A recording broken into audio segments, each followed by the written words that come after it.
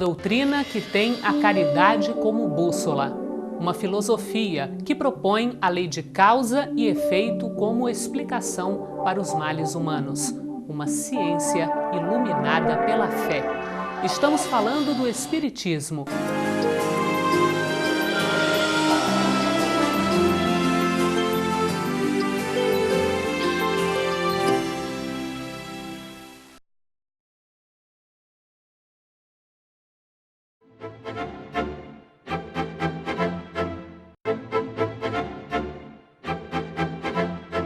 Estamos dando início ao programa Transição.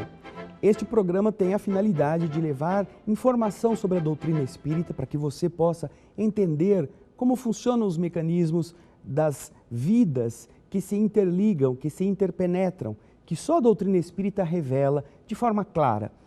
O nosso entrevistado de hoje, eu tenho certeza que você já ouviu falar dele. É uma pessoa especial, carismática, é uma pessoa ativa no movimento espírita. Escreve para pelo menos 10 jornais, é um articulista da imprensa espírita, é um escritor, tem programas e palestras em várias partes do Brasil. O nosso convidado é o nosso querido Orson Peter Carrara, editor também de livros espíritas, que está hoje conversando conosco. Orson, é uma alegria tê-lo aqui no programa Transição. Igualmente, André, é uma satisfação muito grande, uma honra estar aqui no programa Transição. Isso para mim é uma alegria enorme. É uma cumplicidade, mais do que uma entrevista, vai ser um agradável bate-papo. O Orson está abordando diversas temáticas espíritas nas palestras que tem feito. E uma das mais atuais é a respeito da relação entre saúde e doença, envolvendo a postura da alma neste processo. Orson, o que levou você a escolher essa temática? André e caros telespectadores, essa temática surgiu da conscientização gradativa do peso que as emoções, os pensamentos e os sentimentos exercem no equilíbrio da saúde. Porque muitas vezes a saúde é abalada pelas oscilações da temperatura, por vírus, bactérias, pela queda da resistência imunológica, mas a própria medicina já admite, já trabalha com esta questão, de que as emoções, os pensamentos negativos, a direção do pensamento influi diretamente no equilíbrio, na serenidade, na saúde física. E se nós analisarmos isso sob o ponto de vista dos ensinamentos espíritas, nós vamos ver a realidade desta informação. Então, pensamentos e sentimentos como inveja, ciúme, rancor, vingança, desânimo, tristeza, abatimento, fazem com que a resistência imunológica caia.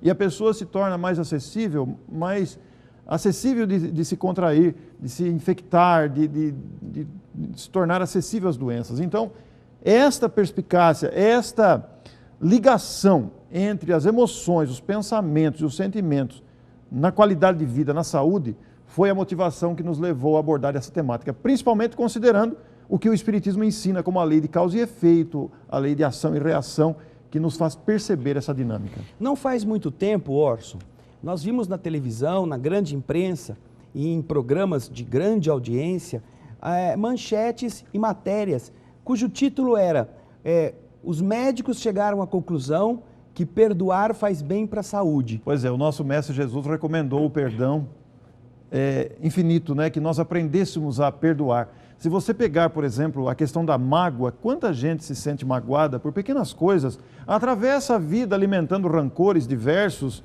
mágoas, melindres, etc. E isto afeta diretamente a saúde, porque a mágoa, ela é um sentimento inútil, ela só serve para destruir a nossa serenidade, para abalar a nossa saúde. Então as pessoas ficam anos, décadas, guardando mágoas, ao ponto de não perceberem que se perdoassem, se seguissem a recomendação do Mestre e da humanidade, aprendendo a relevar momentos infelizes de outras pessoas, porque vamos considerar quem de nós não tem necessidade de tolerância e de compreensão mútua. Todos nós temos, todos nós cometemos equívocos, André. E quando nos perdemos em manter aquele equívoco nos caminhos do rancor, nós estamos destruindo a nossa resistência, estamos destruindo as nossas defesas imunológicas.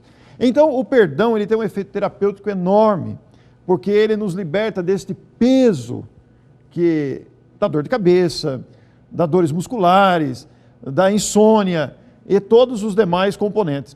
Aliás, no livro Jesus no Teu Caminho, que você mesmo psicografou pelo Espírito Públio, há uma citação que me empolga a pensar nisso. Eu acho muito oportuno dizer isso aqui para os telespectadores, porque o nosso Públio diz lá que o perdão é o mais potente antibiótico que podemos usar. Ele não tem efeitos colaterais, não tem custo financeiro e só exige o sacrifício do orgulho, do egoísmo. Isso está lá no capítulo 15, que se chama exatamente o perdão. Isso me chamou muita atenção nessa abordagem, porque nós vamos percebendo a importância de nos libertarmos das nossas mágoas. E não é só mágoa, né, André? Os nossos medos, os nossos condicionamentos, as nossas ansiedades, para irmos percebendo quanto faz bem viver a vida com alegria. Você está trazendo ao leitor e aos que te escutam informações também da área da medicina, e você não é médico. É verdade, eu não sou médico, não tenho formação, eu sou leigo para falar isso. Mas eu tenho muito cuidado, eu não avanço além do que eu consigo falar, né? Sim. Então a minha fala está estruturada apenas no que o Espiritismo ensina, no que a psicologia contribui, abordando exatamente essa questão de melhorarmos os nossos sentimentos. Porque muitas pessoas ficam doentes, abalam a sua saúde, ficam lá entregues ao desânimo, ao abatimento, às tristezas, quando poderiam elevar-se através de uma postura de alegria e uma postura de vencer essas dificuldades todas. Então a gente não entra exatamente no ponto de vista médico, que não me cabe. Eu sou leigo, não tenho autoridade para falar sobre isso, não tenho conhecimento da área médica. Mas isso não me impede de abordar do ponto de vista das emoções que podem ser aprimoradas, dos sentimentos que podem ser melhorados para que sejamos criaturas mais equilibradas, mais serenas. E também, André, esta abordagem surgiu depois da leitura, que vem a crescer muito, do livro Você Pode Curar Sua Vida, da americana Louise Hay. Este livro não é espírita, mas traz um depoimento dessa senhora que, em virtude de traumas sofridos na adolescência, desenvolveu vários tumores e curou-se de todos. E isso fez com que ela se tornasse uma celebridade nos Estados Unidos. Sei. Hoje seus livros são traduzidos para mais de 40 países, porque ela começou a trazer no livro, nas suas palestras, nos seus depoimentos, nos contatos com as pessoas que a buscavam, as suas ideias de fazer afirmações positivas. E se nós acrescermos a este conteúdo que Louise Hay traz no livro, o conhecimento espírita que nos dá a visão da lei de causa e efeito, da ação e reação, nós veremos a importância da sintonia com os ideais nobres da vida, que nos ajudam a equilibrar os sentimentos. Porque muitos de nós vamos nesse roldão do materialismo, nesse desejo de ter, e nos esquecemos de cuidar do essencial, que é a saúde da alma, através dos pensamentos bons, porque são os pensamentos que vão nos contaminando. Aliás, é oportuno dizer, né, André, que todas as doenças, na tese espírita, todas as doenças provêm da alma. Ou elas são de origem de expiação, ou provas, ou necessidade do espírito, ou resultantes da nossa teimosia aqui, resultantes da nossa indisciplina, ou do nosso comportamento, dos excessos, né? De todo gênero. Não só os excessos dos vícios tocáveis, mas também os excessos e os vícios mentais, sim, como disse no começo do programa, a inveja, exato, o ciúme, o rancor. Interessante notar, Orson, que agora a medicina está se debruçando sobre essa questão de uma forma mais séria, porque eles não sabem explicar como que pessoas que oram têm uma saúde e uma recuperação de determinadas enfermidades muito mais rápida do que pessoas que não têm nenhuma vinculação a forças superiores, não é verdade? Pois é, esse detalhe nós devemos encarar com muita alegria, com muito otimismo, porque realmente hoje nós vemos a ligação, a interação entre espiritualidade e medicina. Muitos médicos descobrindo essas verdades, inclusive muitos médicos espíritas apoiando e participando deste momento histórico na humanidade, né? Porque destaca a importância dos sentimentos e das emoções. Hoje já não se considera apenas a saúde, biologicamente falando, mas a saúde mental, a saúde consciencial, exato, né? De agir com honestidade, com integridade, com ética, que influem diretamente na saúde. Como as pessoas fazem para mudarem os seus estados físicos, inclusive, nesse panorama da emoção? Pois é, isso leva à descoberta dos valores de si mesmo. Todos nós, seres humanos, temos valores imensos dentro de nós. E muitas vezes nos esquecemos que somos autênticas pérolas de Deus. Eu gosto muito dessa expressão figurativa, porque todos nós temos dentro de nós imensa capacidade de reação aos estados negativos que nós, pela invigilância, pelo descuido, nos deixamos levar. Então são sentimentos de rancor, sentimentos complexos de inferioridade, angústia, depressão, e todos nós podemos reagir disso. Todos nós podemos nos levantar. Aí seria, mas como fazer isso na prática, né, André? Esse é o detalhe, a pergunta que todo mundo se costuma fazer. Receita de bolo. Receita de bolo, como vencer esses estados angustiosos, esses estados difíceis que abalam a saúde e que nos desequilibram? Olha, André, penso eu, é uma opinião pessoal, que o segredo está em descobrir o próprio valor de viver. A vida é preciosa demais para ser desprezada. Por que nos permitimos tantos abatimentos, tantas tristezas, quando a vida diariamente é um cântico de alegria, mesmo diante das adversidades, né, André? Mesmo diante dos momentos de dificuldade, das adversidades, de todas as limitações que todos trazemos, só pelo fato de sermos filhos de Deus, já é um convite para nos levantarmos das nossas angústias. Nesse instante que estamos conversando aqui, quantas coisas boas não estão acontecendo? O telespectador que está em casa, nos vendo, nos ouvindo, ao seu lado está o seu familiar, está uma pessoa querida que está participando desse momento. Por que não olhar todas essas bênçãos que estão à nossa volta? Todos esses momentos riquíssimos de fraternidade que podemos construir. Então a receita, André, é exatamente focar com olhos de amor e principalmente com olhos de confiança em Deus. Porque somos filhos de Deus e Deus não abandona seus filhos. É preciso se levantar para esse aspecto. Eu me recordo, ouvindo a palavra do Orson, de um exemplo vivo. Nós conhecemos a sua vivência, a sua dor, no caso do Jerônimo Mendonça. Um hino à alegria, não né? E há uma passagem muito hilária do Jerônimo, que eu vou me permitir aqui rapidamente contar. Ele estava no cinema e ele tinha que andar em uma cama, porque ele não ficava de pé nem sentado. E vinha vindo uma moça assistindo o filme e ela ia ao banheiro e ela não viu a cama porque ela estava interessada no filme e não queria perder. Ela veio de costa, tropeçou na cama e caiu.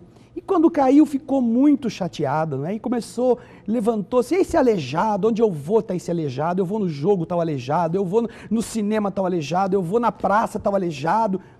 E falando para ele, que estava na cama, surpreso com o estado de irritação da moça. Mas ele era ele, né? O gigante deitado. Olhou para a moça e falou assim: poxa, minha filha, como você anda, hein? Exemplo de coragem de Ainda viver, fez né? uma piada com a sua própria dificuldade, ajudando a moça a se reequilibrar, não é verdade? O movimento espírita conhece bem a figura de Jerônimo Mendonça, muito bem lembrado aqui. Ele ficou paralisado numa cama por mais de 30 anos e mesmo assim fazia palestras, escreveu livros, fundou instituições. E o seu verbo era um verbo expressivo de alegria, apesar de todas as limitações físicas que detinha no seu corpo. Claro, porque o evangelho para ele era vivo, não é? E eu gostaria que você falasse da importância desse evangelho do Cristo na vida das pessoas para que isso possa acontecer. Pois é, André, eu começo citando uma referência que você fez, muito importante aqui no decorrer do nosso diálogo, que você citou a oração. A oração é uma fonte de energias, é uma fonte de ligação com o alto que nos abastece desta alegria de viver. Porque quando nos colocamos em prece, quando buscamos o Criador, quando buscamos a Jesus de Nazaré, quando buscamos aos Espíritos amigos benfeitores, nós estamos sintonizando pelo pensamento com essas forças que nos alimentam. Então, na superação das nossas dificuldades, no vencer dos obstáculos naturais que todos nós trazemos, a oração, ela é o manancial de força para nos alimentar. Porque o Evangelho vivo é exatamente essa postura de alguém que sabe estar amparado, que sabe ser alguém que pode ser um trabalhador do Cristo a partir da sua palavra de esperança. Eu sempre tenho dito, André, tenho solicitado, tenho referenciado nas palestras, para que nós, os cristãos, não só os espíritas, mas que nós, os cristãos, sejamos expressões de esperança por toda parte. Porque existe muita angústia no mundo, muita tristeza. Algo que me dói profundamente o coração, André, é quando se ouve falar de suicídio, de pessoas que se autodestroem, porque talvez lhe faltou alguém que lhe estendesse a mão. Então, é preciso que nós sejamos essa expressão de coragem. O Evangelho vivo é ser coragem. O Evangelho vivo é ser trabalho, é ser alegria, é transmitir esperança, é trabalhar no bem, é distribuir à sua volta todos esses recursos que estão à nossa disposição. Porque Jesus não está distante. Jesus está mais próximo do que nós imaginamos. Basta que sintonizemos com Ele e essa sintonia traz a força que precisamos. Muito obrigado pela sua audiência, pelo seu carinho e até o próximo programa Transição. Muita paz.